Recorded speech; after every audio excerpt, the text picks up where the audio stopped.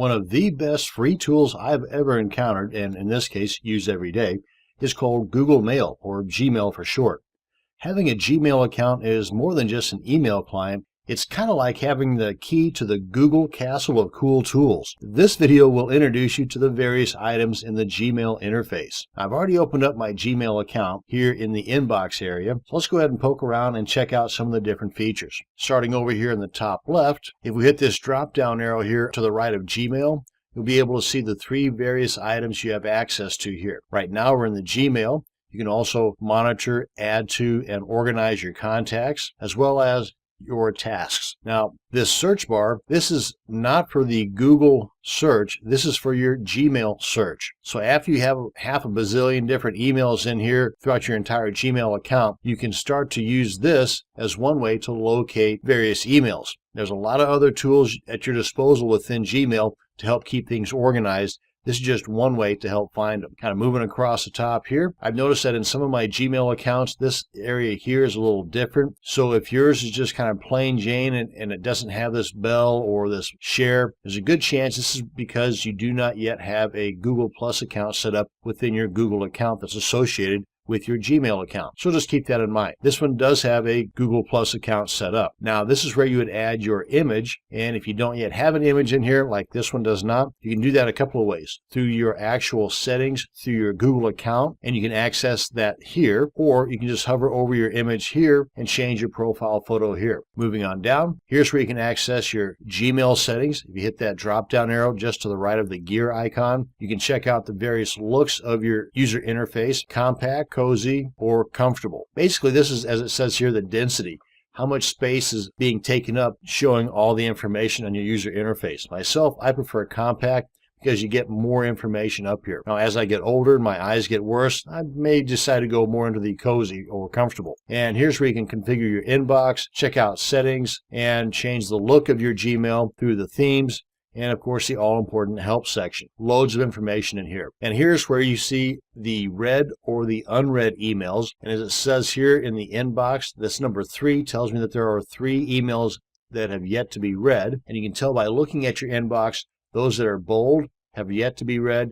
Those that are not bold have already been read. And up here at the top above your emails, you've got these options here where you can refresh, you can check or uncheck the boxes here, or more. Now you can add additional features here as soon as you click on or check the box of a particular email, like so. Now at this point, you can archive, report as spam, send it to the trash can, move it to, or add labels or manage your labels. And you've also got the more option here where you can mark as read, important, add to task, add star, filter messages like these, or mute it out altogether. Now, talking about the important and the star, that's these guys here, and that's this and this.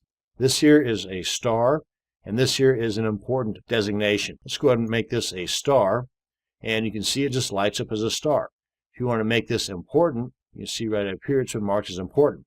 These two are pretty much the same in that they are just a bookmarking method, for lack of a better term, except with the important designation.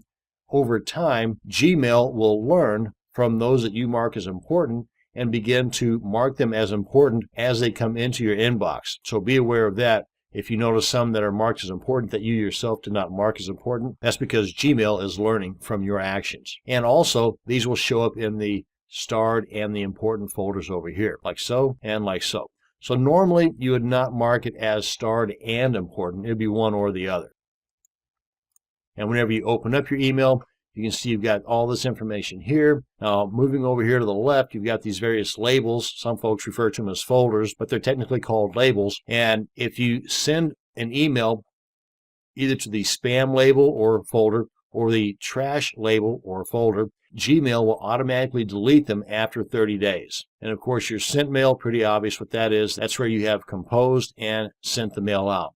Whenever you start to compose and have yet to send it out, they are going to be stored in your drafts until you hit the send button. And let's hit the more button here. Hitting the more button here, you can check out the chat history, and I believe by default that's toggled on. You can toggle that off if you want to, and that again is in the settings area.